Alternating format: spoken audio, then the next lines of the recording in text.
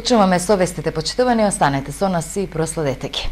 Еколошка катастрофа се случи во Кочанско. Оризарска река позелени и реа се шири од неа. Реагираат жителите на селото Градовци и на поморот на рибата таму. Велат, реката е загадена со хемикалии. Бараат надлежните подитно да излезат на терен. Реагираат и оризопроизводителите. Позелени Оризарска река, реа се шири од неа, рибите побелеа, велат жители на Кочанското село Градовци, сомневајки се дека во реката се пуштени некакви отровни материи.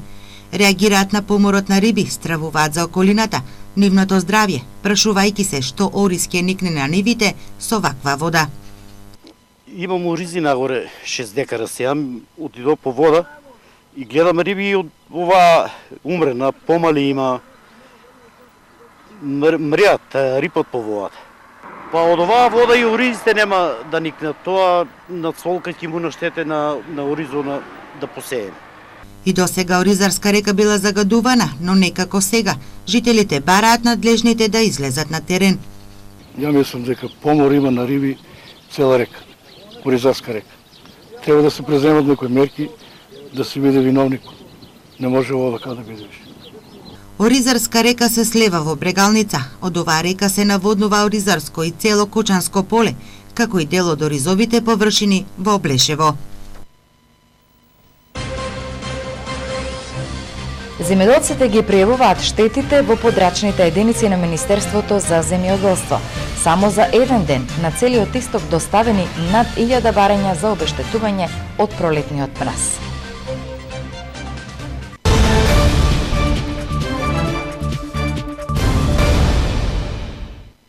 Се подобрува имунизацијата кај дечињата ромчиња. Бројот на вакцинирани деца од година во година расте. Најголем број од имунизираните дечиња живеат во урбаните средини и во централното градско подрачје, а горлив проблем се уште остануваат дечињата од улицата Косовска во Штип. Во меѓувреме општината работи на решавање на стамбеното прашање на 13 ромски семејства. Се зголемува бројот на имунизирани деца од ромската етничка заедница. Ова е показател дека свеста кај родителите од ромската популација по ова прашање полека расте. Ромските семејства кои живеат во старото дневно оделение, како и на додатокот за трето дете, овде живееја во објектите на Стара кланица. Само доколку детето на река Брегалница, тогаш целосно. Самата ромска заедница со оглед на информативните средби, јавните собири кои што ги организираме и во самата заедница, за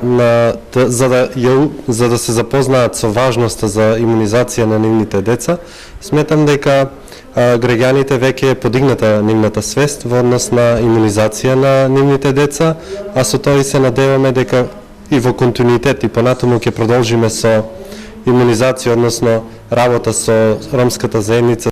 Најголем број од имунизираните деца живеат во урбаните средини и централното градско подрачје. Горлив проблем се уште остануваат децата од улицата Косовска. Таму процентот на имунизација е минимален. Во одредени делови, каде што можам да спомнам на Косовска, во тие одредени улици, значи тука ќе треба по-долго време да се работи со родителите, бидејќи пред се тука се работи за родители кои што се неписмени, каде што имаат проблеми со обезбедувањето на личната документација, за здравственото осигурување. Бенефитот од вакцината е голем, а доказ за тоа е искоренувањето на парализата, дифтеријата, како и други заболувања. Според податоците на Светската здравствена организација, опфатот на деца роми во државата со вакцини кои се даваат на предучилишна возраст се движи помеѓу 60 и 81%. А пак опфатот на децата роми со вакцини кои се дават на училишна возраст е пониска и изнесува помеѓу 33 и 71%. На нови 11 локации во Штип ќе се наплаќа паркинг просторот. Станува збор за паркинзите кај градскиот пазар, пред главниот влез на клиничката болница, на улицата Сутиеска, но и на неколку споредни улички во централниот дел. А во текот на месец мај се чека да профункционира и наплатата со помош на СМС пораки. Се зголемува бројот на паркинг местата кои ќе се наплаќаат во Штип. Директорот на јавното предпријатие Стипион Игно Иванов денеска изјави дека на 11 нови локации во градот ќе се наплаќа паркинг местото. Станува збор за нови 150 паркинг места и тоа кај градскиот пазар, над супермаркетот Уш, потоа пред главниот влез на клиничката болница и на неколку споредни улички во центарот. Оние места каде што ние сметаме дека веќе треба да правиме услуга за паркирање. Од друга страна, станува збор за имплементација на законот, членот 7 од законот за регулирање на сообраќајот, односно да можеме да вршиме блокирање на непрописно паркираните возила во нашиот град. Иванов истакна дека досега јавното претпријатие Стипион наплата на паркинг места вршеше на вкупно 520, а сега со дополнителните 150 ќе имаат вкупно 670 паркинг места. Иванов забележа дека деноиве очекуваат да го добијат и мобилниот број на кој што граѓаните ќе можат да извршат наплата на паркинг место со својот мобилен телефон. Очекува во мај овој систем да профункционира. Една недела ќе има тестирање на системот, а во тој период ќе бидат поставени информативните табли низ градот, како може да се плати за паркинг место преку мобилен телефон. За другите актуалности. Граѓаните сакаат општините транспарентно да ги објавуваат информациите. Отворените податоци во локалните самоуправи треба да го стават граѓанинот на прво место. Центарот за управување со промени работи на проект поврзан со транспарентноста на локалните самоуправи, а општина Штип во истражувањето е нотирана на 4-то место по транспарентност во информациите за граѓаните. Проектот Граѓанинот на прво место се фокусира на подобрување на транспарентноста на единиците на локалните самоуправи преку воспоставување на стандарди за отворени и паметни податоци на локално ниво со цел подобро вклучување на граѓаните и граѓанските организации во следењето на работата и донесувањето на одлуки од страна на општините. Проектот се спроведува во 8 урбани центри во земјата: Скопје, Битола, Велес, Куманово, Струмица, Струга, Тетово и Штип. Во рамки на проектот, Центарот за управување со промени работеше на истражување поврзани со транспарентноста на општините. Истражувањето имаше за цел да утврди кои податоци и информации напред се обврска на локалните самоуправи да ги собираат и да ги објавуваат во формат кој што е податлив и кој што може да биде многу лесен за пристап до граѓаните и воедно да утврдат кои се потребите на граѓаните, кои се оние информации и податоци кои што граѓаните им се потребни да ги видат објавени, да бидат лесно достапни од страна на локалната власт. Активностите на проектот се поврзани со изработка на насоки за отворени податоци на единиците на локалната самоуправа во соработка со граѓанските организации, централните и локалните институции. Сите тие информации и податоци кои треба да се објавуваат од страна на општините ги структуриравме во еден така наречен протокол кој во соработка со Министерството за локална самоуправа и Министерството за информатичко општество и администрација сакаме да ги наметнеме како национален стандард и тие се различни, се од области на финанси, култура, образование, спорт, урбанизам и така натаму. Општините преку веб страниците транспарентно ја презентираат работата на локалните самоуправи. Врз основа на ова истражување направивме еден барометар на транспарентност во рамките на сите општини на територијата на Република Македонија и морам да речам дека општина Штип е некаде на 4-то место во однос на податоците и објавените податоци и информации, но тоа не значи дека процентот е многу задоволителен, односно има голем број на податоци и информации и регистри кои што би требало да бидат објавени. Воедно Центарот иницира заедно со Министерството на локална самоуправа да воведеме стандарди, а тоа значи дека за сите локални самоуправи, тоа значи дека сите локални самоуправи ќе мораат на еден и единствен начин да ги објавуваат податоците. Веб страната е вообичаена пракса на секоја општина, па и на општина Штип. Постојано се обидуваме да ја ажурираме и да ја храниме со нови и нови податоци за да може граѓаните да ги најдат сите оние податоци кои што им се потребни во секојдневието. Значи ние сме сепак на нивно располагање како за значи институција која пружа услуги и затоа во таа насока посока.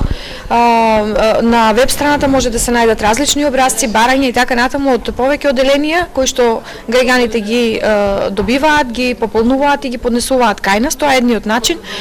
Друг начин е што сите документи кои што се објавуваат и излегуваат од општината се постојано на веб страната на општината, како што се решенија, заклучоци и така натаму кои што се донесуваат на советот на општината.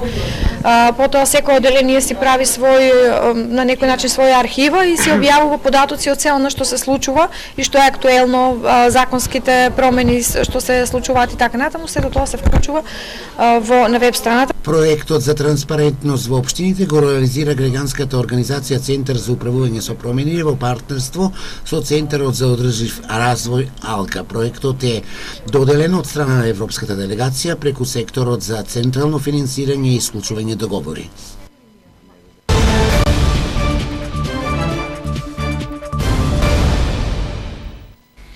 Со следниот материјал одиме во Пробишти, па таму со низа на спортски активности, наградување на талентираните ученици на литературниот и ликовниот конкурс, како и со полагање на букети и цвеќе на бистата на револуционерот Никола Карев, се одбележа патрониот празник на Општинското основно училиште Никола Карев.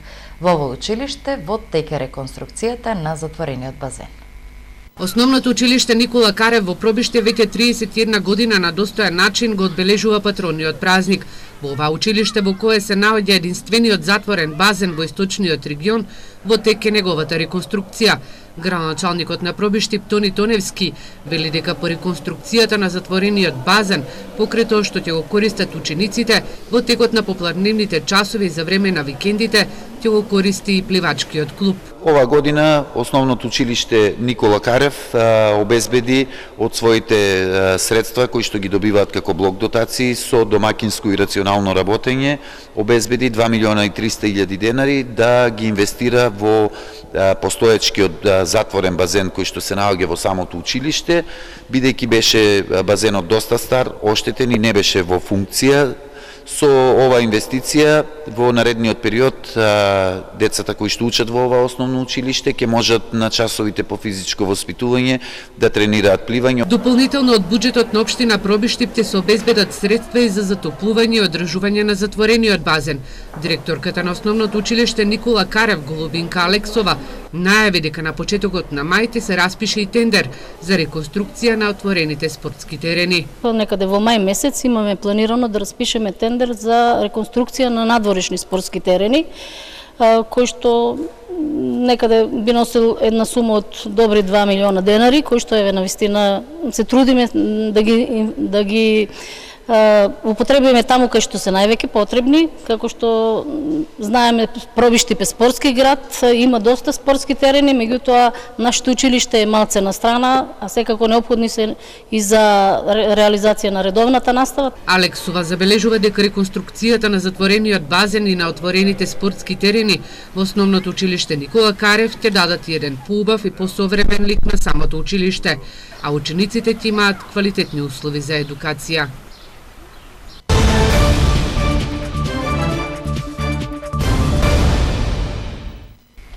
Во приложение за штетите кои ги причинија ниските температури изминатава недела, комисиите за проценки на штети се на терен. Во Беровско почна проценката. Утре ќе излезат комисиите во Пробишти и Кочани, каде се формирани 2 комисии. Ќе се утврдува дали оштетувањата се 100% кај овошките и лозијата, како што тврдат земјоделците. Досега најмногу барања за обештетување доставиле земјоделците во Штипско и Карбинско. За само 4 дена штети пријавиле 345 мина земјоделци. Земјоделците ги пријавуваат штетите на земјоделските посеви. Рекордни 345 барања за 4 дена се доставени до Комисијата за проценки на штети во општина Штип. Најголем дел од барањата се за пријавени штети на овошните насади во делот на Лакавичко, кон Караорман и Шашаварлија. Од Пробиштипската подрачна единица на Министерството за земјоделство информираат за поднесени околу 100 барања. Пријавувањето започнало вчера, очекуваат бројот да се зголеми и до 800 барања. Формирана е комисија која ќе излезе на терен. 36 барања до Комисијата за проценка на штети се доставени во Делчевската подрачна единица и таму очекуваат да бидат поднесени до 700 барања. Во Карбинско утре е последен ден за пријавување на штети. До сега се поднесени 93 барања, а барања за проценка се поднесуваат и во Кочанската подрачна единица. Во оваа општина формирани се 2 комисии, кои денови веќе почнат со проценка на штетите кои ќе се пријавуваат до вторник. Формирани се 2 комисии од Министерството за земјоделие, општина Кочан и општина Облишово Чишиново. Представниците од Министерството за земјоделие и представниците од наведените општини ќе излезат на терен во наредниот период. Сега моментално се поднасат барања од страна на земјоделците кои имаат оштетени овошни насади и лозови насади. Земјоделците кренаа рација од оваа реколта, велат штетата е ненадоместлива, тврдат во прашање е доведена и следната берба. Ми има уништено 150 тона сливи и околу 60 тона вишни. Па скоро речи го 100 на 100 се измрзнато, тие поголема надморската височина тука. И утрето одно се покажа дека тоа е 100% измрзнато. Така да имаме штети огромни, овие штети ќе се манифестират и најверојатно во идната година, така да очекуваме со проценка да се направи, па колку е можно повеќе треба да бидеме обештетени. Пробиштипската комисија утре излегува на терен. Советниците од регионалниот центар за поттик и развој на земјоделството во Штип денеска со представници од Министерството за земјоделство се во Беровско. Штетите кај овошните и лозовите насади во Пробиштипскиот реон се проценуваат на околу 1 милион евра.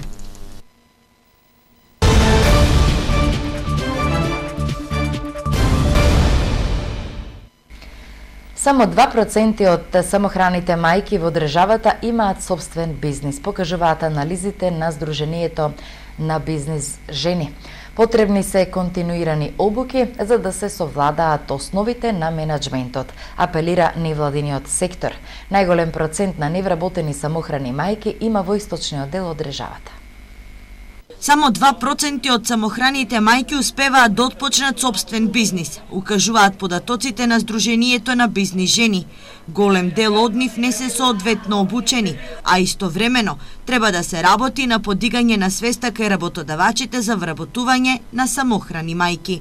Бројот на жени во бизнисот се околу 30%, така да може ако земеме апроксимативно бројот на самохрани мајки во тие 30% би бил некаде околу 2 до 3% максимум од целиот број на компании кои што ги има во Република Македонија. За да се зголеми процентот на самохраните мајки во бизнис заедницата преку проектот финансиран од ИПА програмата е предвидено да се организираат неколку обуки со кои жените ќе ги стекнат основите на менаџментот. Програмата има 5 различни компоненти и тоа значи жените кои што ќе се вклучат во оваа програма прво ќе поминат низ еден едукативен процес. Тоа е всушност серија на обуки кои се однесуваат на менаџмент, на комуникација, преговарање, развој на бизнис, бизнис стратегија и така натаму, што завршува со обука или за самовработување или за започнување на сопствен бизнис.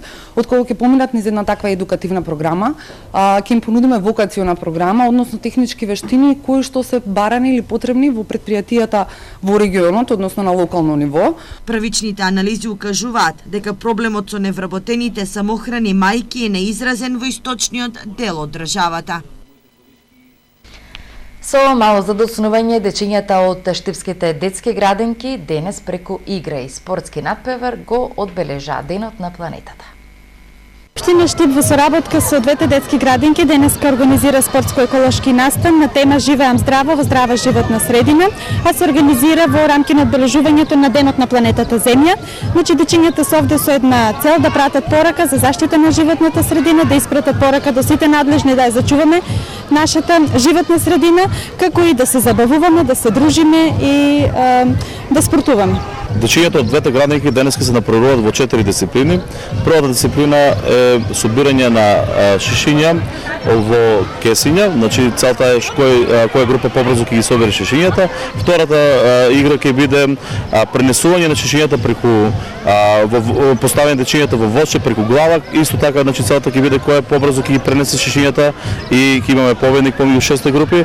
Третата дисциплина ќе биде влечење со јаже, каде што исто ќе имаме еден победник од 6 групи и последната дисциплина ќе биде крос и ќе имаме значи поделени 2 групи каде што ќе се напреваруваат дечињата, посебно девојчињата, посебно мачките деца. Штипскиот бенд Харкем 4 години изведува прогресивна метал музика и е единствен бенд во градот кој свири авторска музика. Овој бенд го издаде својот прв албум со наслов Патот на заминување. Штипскиот бенд Харкем, кој свири прогресивна метал музика, својот прв албум вечерва го презентира во Домот на младите. Овој пат имаме можност да соработуваме со бендот Харкем. Тој е локален бенд кој го издава својот прв албум. Издаваштвото е на Домот на младите. Бендот Харкем е единствен штипски бенд кој изведува авторска музика.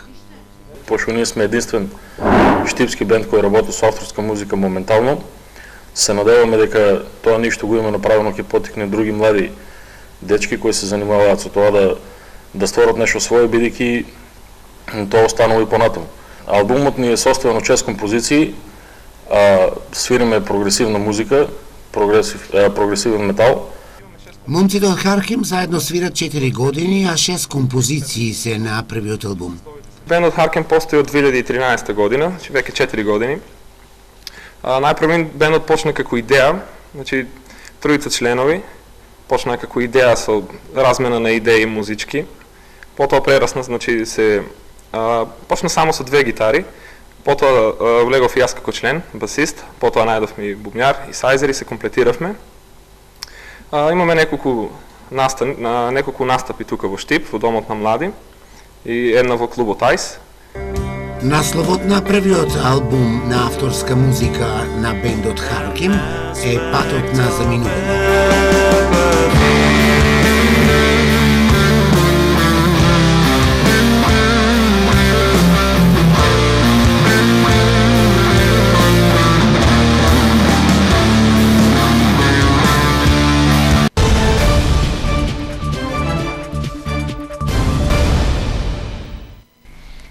Екипата на Брегалница ја продолжува неизвестноста околу обстанокот во првата лига, откако на градскиот стадион во Штип одигра нерешено со Битолски Пелистер. Битката за 8-то место, кое води кон бараж, продолжува и на 7 кола до крајот на првенството. Разликата помеѓу 8-то пласираната Победа и 9-то пласираната Брегалница сега е 6 бода. Фудбалерите на Брегалница се гореа во желбата да постигнат победа и да освојат 3 важни бода на градскиот стадион во Штип. Оцелигата беше мотивираноста кај играчите на Брегалница да го надиграат и да го поразат Пелистер, кој ги исфрли од купот. Има игра, има шанси, но за жал не ги искористија. Неефикасноста и овој пат беше присутна, кога нема голови, нема ниту победи. Впрочем, доказ за тоа си двата постигнати гола, кои беа дело на пелистерци. Најнапред Јасмин Мециновиќ со атрактивен автогол просто ја закова топката во мрежата на својот голман Петровски за водство на Брегалница од 1:0. Пелистер го иземна резултатот на 1:1 со голот на Фериира, откако Мециновиќ беше добар асистент. Играчите на Брегалница имаа замерки на судењето на езерската судинска тројка, на чело со Марија Марковски од Охрид, и неколку пати доаѓаше до расправи за што беа доделени дури 5 жолти картони, и тоа за Коветич, Наумов, Вучетич, Велковски и Коцев. До крајот на првенството остануваат уште 7 кола, во кој Брегалница ќе бара начин и можност да се извлече од опасната зона. Веќе во недела Брегалница во 30-тото коло ќе гостува на Силекс во Кратово. Потоа во 31-то коло на градски во Штип доаѓа Вардар. Во 32-то коло Брегалница ќе гостува на Шкендија. Во 33-то коло во Штип ќе биде можеби клучиот надпревар со Прилепска Победа. Во 34-тото и 35-тото коло се дуваат две едно по друго гостување, најпрви на Шкупи, а потоа и на Македонија Ѓорче Петров, за да во последното 36-то коло на градски во Штип се сретнат Брегалница и Работнички. Во ова 29-то коло се постигнаа следните резултати. Брегалница Пелистер 1:1, Македонија Ѓорче Петров Ренова 1:3, Шкендија Вардар 3:1, Победа Силекс 1:0, Работнички и Шкупи играат денес. Табела: Вардар е прв со 68, Шкендија е втора со 58 бодови, трето место Работнички 47, четвртото и петтото место го делат Пелистер и Ренова со по 41 бод. Шесто место Силекс 36, на седмо место Шкупи има 29, осма е Победа со 26, Брегалница е на 9-то место со 20, последно 10-то место за екипата на Македонија Ѓорче Петров со 19 освоени бодови. Толку во четврточното издание на информативната програма на Ирис телевизија. Благодарност за вниманието и имајте убави моменти со содржините на Ирис телевизија.